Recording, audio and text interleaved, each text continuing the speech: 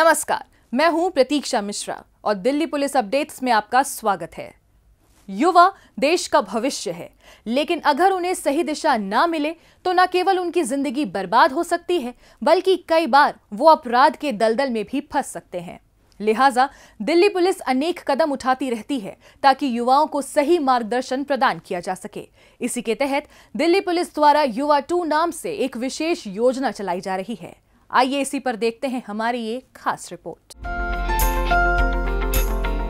Delhi police लोगों का सिर्फ सुरक्षा कवच ही नहीं है, बल्कि इससे आगे बढ़कर पुलिस समाज को नई दिशा और सोच भी प्रदान कर रही है, खासकर ऐसे क्षेत्र के युवाओं को जो सही मार्गदर्शन के अभाव में या तो अपने रास्ते से भटक चुके हैं या फिर उस रास्ते पर आगे बढ़ने की कतार में खड़े हैं। समाज के ऐसे ही युवाओं को मुख्य धारा में शामिल कर उनकी सोच में परिवर्तन लाने के लिए दिल्ली पुलिस की एक उत्कृष्ट पहल का नाम है युवा 2। पुलिस द्वारा इस कम्युनिटी पुलिसिंग पहल के जरिए दिल्ली के सभी जिलों के विभिन्न थानों में वंचित और हाशिए पर खड़े युवाओं के लिए रोजगार उन्मुख प्रशिक्षण और कौशल विकास कार्यक्रम आयोजित किए जाते हैं। इससे राह भटके युवाओं को अपना भविष्य संवारने में काफी मदद मिलती है।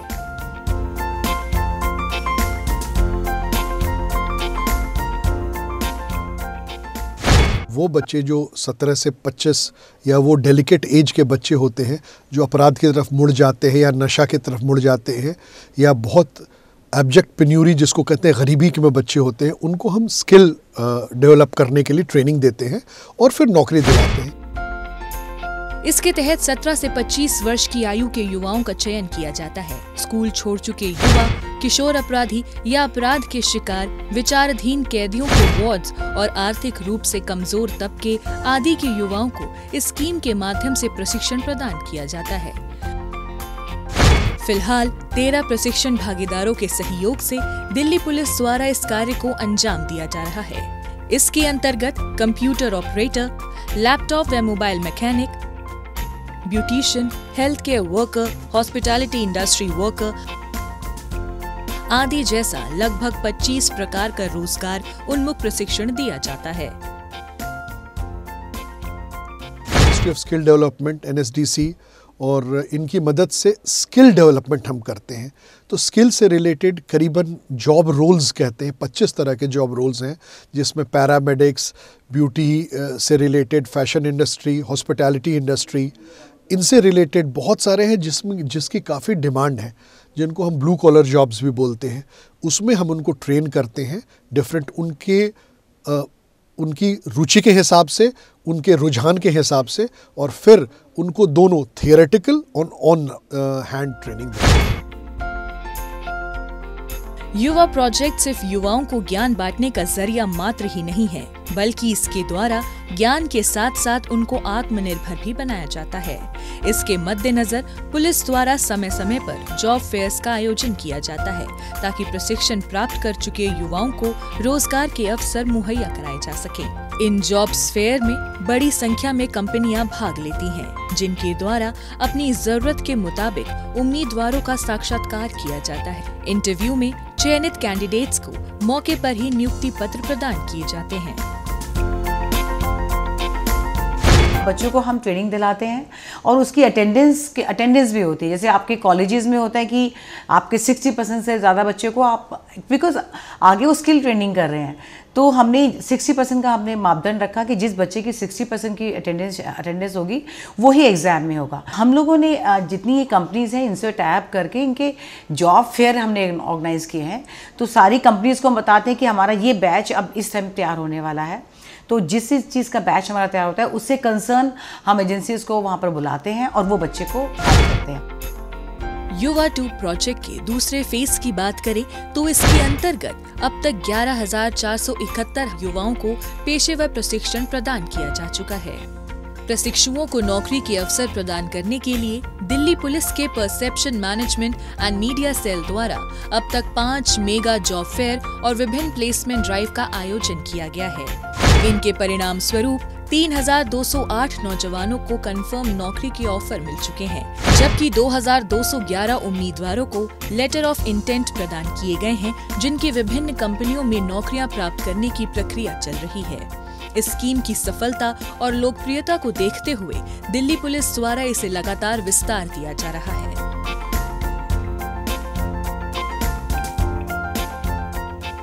कई बच्चे जॉब भी कर रहे हैं। हमारे पास we have a success story also. इनकी जॉब 18,000 से शुरू होके 20,000 और 25,000 तक बच्चे की कैपेसिटी, और बच्चे ने कितनी ट्रेनिंग अडॉप्ट करी है, कितना अच्छे से वो उसको समझ के कितनी चीज़ों को दे पा रहा है, इसके अकॉर्डिंग उनका पे स्किल्स है। युवा स्कीम को दिल्ली पुलिस द्वारा राष्ट्रीय कौशल विकास निगम के सहयोग से 2017 में लॉन्च किया गया था। इसकी शुरुआत से अब तक कई हजार युवाओं को अनेक स्किल्स में पेशेवर प्रशिक्षण दिया जा चुका है। इनमें से ज्यादातर युवा रोजगार प्राप्त कर अपने पैरों पर खड़े हो चुके हैं, जबकि कई अपना उद्यम शुरू कर चुके हैं। इसका मकसद बड़ा नेक है। नेक इस लिहाज से कि समाज का ऐसा तबका जिसके पास सुविधाओं का अभाव है और माहौल ऐसा कि वहां से बेहतर होने की उम्मीद भी ना के बराबर है। इस प्रोजेक्ट के जरिए वहां के युवाओं का जीवन संवारा जा रहा है। इस जिम्मेदारी का निर्वाह करते हुए दिल्ली पुलिस ने इस बात को साबित किया है कि सुरक्षा के साथ साथ बेहतर माहौल उपलब्ध कराना उसकी प्राथमिकता है।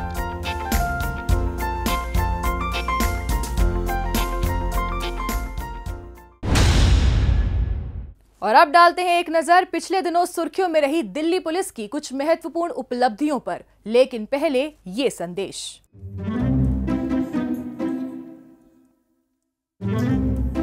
क्या वो भाई क्यों परेशान दिख रहा है इतना?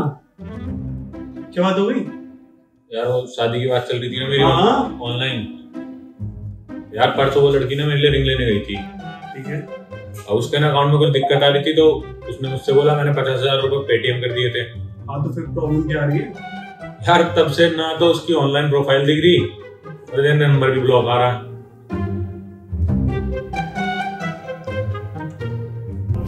जी हाँ, तकनीकी की इस दौर में ठगों ने भी नए नए तरीके ढूंढ लिए ठगने के लिए। अब आप इस मामले में फंस गए। देखो, आपने कुछ नहीं करना। जो लड़की या लड़का जो अपनी पिक भेज रही है उसका बैकग्राउंड चेक कर लें, कौन है, कहाँ से है। आंख बंद कर मत लिंक करते चले जाइए। जैसे वो लोग आपकी डिटेल्स मांग रहे हैं उसमें सावधानी बरतें। क्या डिटेल देनी है, बैकग्राउंड क्या देना है, फैमिली के बारे में क्या बताना है, उसके बाद में सावधानी रहें। और जहाँ तक पैसा मांगने का मामला, वही सावधान, पैसा नहीं देना हमने। और जब कुछ समझ ना आए तो आप अपने 3 के याद रखिए मेरे हिसाब से। कौन हो आप, कहाँ से हो और क्यों, मैं क्यों। अगर आप 3 के आपने सावधान रखें तो आप बिल्कुल साइबर फ्रॉड से बच सकते हैं। सावधान रहें, सतर्क रहें।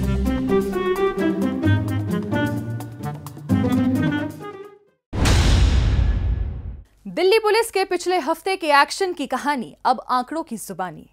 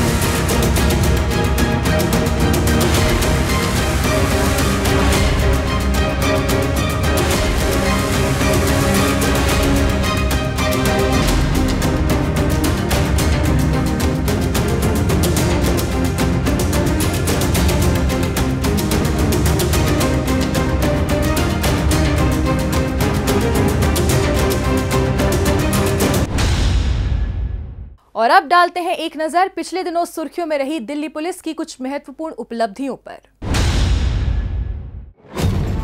दिल्ली एनसीआर में मवेशियों की तस्करी करने वाले गैंग का सरगना मुस्तफा चढ़ा रोहिणी जिला पुलिस के हत्थे। पकड़े गए आरोपी पर 16 आपराधिक मामले पहले से दर्ज हैं। हाल ही में इसने अपने साथियों के साथ बेगमपुर थाना क्षेत्र में एक व्यक्ति के घर से हथियारों के बल पर मवेशी लूट लिए थे। शिकायत मिलने पर पुलिस ने कड़ी जांच पड़ताल के बाद एक आरोपी को पहले ही दबोच लिया था, लेकिन गैंग लीडर मुस्तफा अभी तक फरार चल रहा था। इसकी धरपकड़ के लिए पुलिस ने अपने मुखबिर तंत्र को सक्रिय किया, साथ ही 530 किलोमीटर के दायरे में अलग अलग रूट्स पर लगे लगभग 900 सीसीटीवी खंगाले। पुलिस की मेहनत रंग लाई। इसी का नतीजा रहा कि पुलिस को मुस्तफा के हरियाणा के करनाल में होने की जानकारी लग गई। इसी आधार पर पुलिस ने वहां जाल बिछाया और इसे धर दबोचा। ऑपरेशन मिलाप के तहत क्राइम ब्रांच ने 2 मासूम बच्चों को उनके परिवार से मिलाने का शानदार और प्रशंसनीय कार्य किया है। मुखर्जी नगर थाना क्षेत्र से 2 बच्चों के अपहरण की जानकारी मिली थी।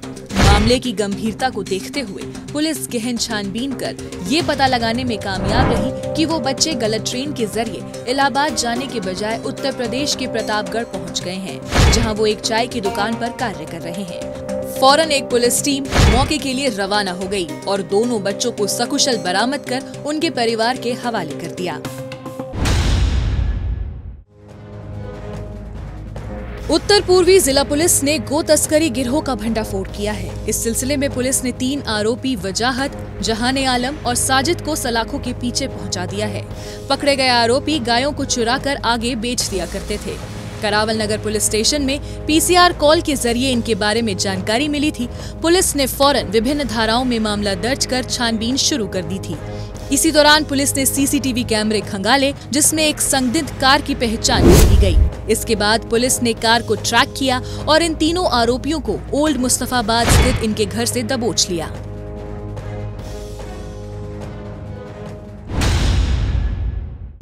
स्पेशल सेल ने हथियार सप्लाई करने वाले गिरोह का किया पर्दाफाश। इस सिलसिले में पुलिस ने गिरोह के सरगना कपिल देव यादव समेत 5 तस्करों को अपने शिकंजे में ले लिया है। पुलिस ने इनके कब्जे से 6 पिस्टल समेत 200 जिंदा कारतूस भी बरामद कर लिए हैं। पकड़े गए तस्कर बिहार के मुंगेर से पिस्टल और यूपी के एटा से कारतूस लेकर दिल्ली एनसीआर में हाशिम बाबा गैंग के सदस्यों को सप्लाई कर रहे थे। स्पेशल सेल को अपने नेटवर्क से इनपुट मिला था कि हथियार सप्लाई करने वाले गिरोह का सदस्य लूरक कुमार सराय कालेखां बस टर्मिनल के पास आम सप्लाई करने के लिए आया हुआ है। इसी आधार पर पुलिस ने वहां घेराबंदी कर इसे दबोच लिया। इसकी निशानदेही पर पुलिस गैंग के सरगना और अन्य सदस्यों को देश के अलग अलग हिस्सों से दबिश देकर गिरफ्तार करने में कामयाब रही। उत्तर पूर्वी जिला पुलिस ने भगीरथी विहार इलाके में माहिर नाम के शख्स की हुई हत्या के मामले को सुलझाते हुए 3 आरोपी अरमान, फैजल और समीर को गिरफ्तार किया है। मृतक माहिर और अरमान की दोस्ती एक लड़की से इंस्टाग्राम पे हुई थी। एक रोज माहिर जब युवती के घर गया तो देखा कि वो वीडियो कॉल पर अरमान से बात कर रही थी। इसी बीच माहिर और अरमान की कहासुनी हो गई। इसके बाद अरमान गुस्से में लड़की के घर गया और उसका मोबाइल लेकर चला गया। अरमान ने ये मोबाइल देने के लिए माहिर को भगीरथी विहार इलाके में बुलाया और अपने दोस्तों के साथ मिलकर उसकी हत्या कर दी और फरार हो गए। गोकुलपुरी थाने में इसकी सूचना मिलने पर पुलिस ने तहकीकात की। पुलिस के सामने हत्या और हत्या से जुड़ा कोई सबूत नहीं था, लेकिन पुलिस ने अपनी सूझबूझ और साहस का परिचय देते हुए मृतक की कॉल डिटेल रिकॉर्ड चेक कर पूरे मामले का खुलासा कर दिया। इसके बाद इन तीनों को इनके ठिकानों से पकड़ लिया। एक साइबर जालसाज प्रतीक दहिया को दक्षिण जिला पुलिस ने पहुंचाया सलाखों के पीछे। आरोपी ऐसे लोगों को टारगेट करता था जिनके बैंक खाते संदिग्ध ट्रांजैक्शन की वजह से अलग अलग एजेंसियों द्वारा सीज कर दिए गए थे। एक वेबसाइट पर इसने खुद को सुप्रीम कोर्ट का वकील बनाया हुआ था। इस वेबसाइट पर लोग अपने खातों को डिफ्रीज कराने के लिए इससे संपर्क करते थे। बैंक खातों को दोबारा ओपन करवाने के नाम पर ये लोगों से मोटी फीस वसूल लेता था। इसके बाद ये उनके फोन उठाना बंद कर देता था या उनके नंबर ब्लॉक कर देता था। इसी तरह से इसने दक्षिण दिल्ली में रहने वाले एक व्यक्ति को ठगा था। मामले की सूचना मिलने पर पुलिस फौरन हरकत में आ गई। शिकायतकर्ता से मिली जानकारी, कॉल डिटेल्स समेत पैसों के ट्रांसफर के लिए इस्तेमाल किए गए बैंक खातों के जरिए पुलिस ने नरेला में रहने वाले ठग प्रतीक की पहचान कर ली। इसके बाद पुलिस ने वहां दबिश दी और इसे अपने शिकंजे में ले लिया। पुलिस ने इसके कब्जे से ठगी में इस्तेमाल mobile phone, SIM card, credit card और डेबिट कार्ड भी बरामद कर लिया है। उत्तरी जिला पुलिस ने बिहार के दरभंगा से लापता हुए एक युवक को ढूंढने में सफलता हासिल की है। कोतवाली पुलिस स्टेशन में गायब हुए युवक की तलाश में बिहार पुलिस ने टेलीफोनिक संपर्क किया था। इसके बाद उस युवक को ढूंढने के लिए पुलिस की एक टीम पूरी तैयारी से जुट गई। तभी पुलिस को अपने गुप्तचरों से एक युवक के चांदनी चौक इलाके में होने की जानकारी मिली। पुलिस टीम ने फौरन वहां पहुंचकर उससे पूछताछ की तो पता चला कि ये वही युवक है जो दरभंगा से लापता हुआ था। पुलिस ने उस युवक के अंकल को बुलाकर उनके सुपुर्द कर दिया। एटीएम तोड़ने में माहिर अंतर्राज्यीय मेवाती गैंग का सरगना मोहम्मद जाहिद चढ़ा स्पेशल सेल के हत्थे। ये अपने गिरोह के साथ मिलकर दिल्ली के अलग अलग इलाकों में एटीएम ब्रेक कर रुपए लूट चुका है। कई केसों में इसे भगौड़ा भी करार दिया जा चुका है। सुनसान इलाकों में बने एटीएम बूथों को अपना निशाना बनाने में इस गैंग को महारत हासिल थी। एटीएम बूथ में घुसकर ये सीसीटीवी कैमरे पर काला पेंट छिड़क देते थे। इसके बाद गैस कटर की मदद से मशीन को काटकर कैश ट्रे निकाल लेते थे। एटीएम लूटने के बाद ये पकड़े न जाए, इसका ये पूरा इंतजाम करते थे। पुलिस ने इसके गिरोह के कई सदस्य पहले ही पकड़ लिए थे, लेकिन ये अभी भी फरार चल रहा था। इसे पकड़ने के लिए पुलिस ने वारदात स्थल पर लगे कई सीसीटीवी खंगाले, लोकल इंटेलिजेंस को एक्टिव किया। इसी कड़ी मेहनत का नतीजा रहा कि गिरोह के सरगना मोहम्मद जाहिद के पाला मारने की सूचना पुलिस को मिल गई। इसी आधार पर पुलिस ने वहां जाल बिछाया और इसे दबोच लिया। नववर्ष की पूर्व संध्या पर दिल्ली पुलिस आयुक्त संजय अरोड़ा और विशेष पुलिस आयुक्त दीपेंद्र पाठक ने पूर्वी रेंज का दौरा किया। इस अवसर पर वरिष्ठ पुलिस अधिकारी छाया शर्मा समेत पुलिस उपायुक्त जॉय तिर्की भी मौजूद रहे।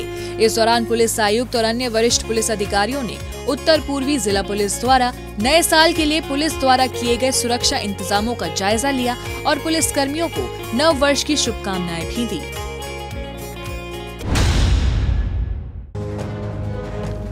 ऑटो लिफ्टिंग और स्नैचिंग की वारदातों को अंजाम देने वाले आरोपी सौरभ को उत्तरी जिला पुलिस ने दबोच लिया है। सराय रोहिल्ला पुलिस स्टेशन में स्कूटी चोरी होने की रिपोर्ट एक व्यक्ति ने दर्ज कराई थी। इसी पर कार्रवाई करते हुए पुलिस ने मौकाए वारदात पर लगे सीसीटीवी कैमरा खंगाले, जिसमें आरोपी की पहचान कर ली गई। इंद्रलोक के टपकना पुल के पास गश्त कर रही पुलिस टीम को एक संदिग्ध व्यक्ति आता हुआ दिखाई दिया। शक के आधार पर पुलिस ने इसे रुकने का इशारा किया।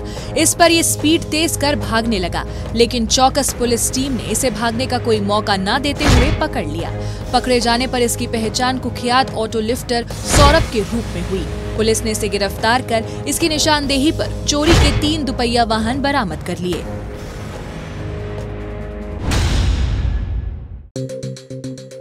ट्रेन के जरिए दिल्ली आने वाले पैसेंजर से लूटपाट करने वाले 3 रॉबर्स जिशान, गगन और गुड्डू चढ़े उत्तरी जिला पुलिस के हत्थे। ये तीनों दिल्ली के अलग अलग रेलवे स्टेशन के बाहर सवारियों की तलाश में ऑटो लेकर घूमते थे।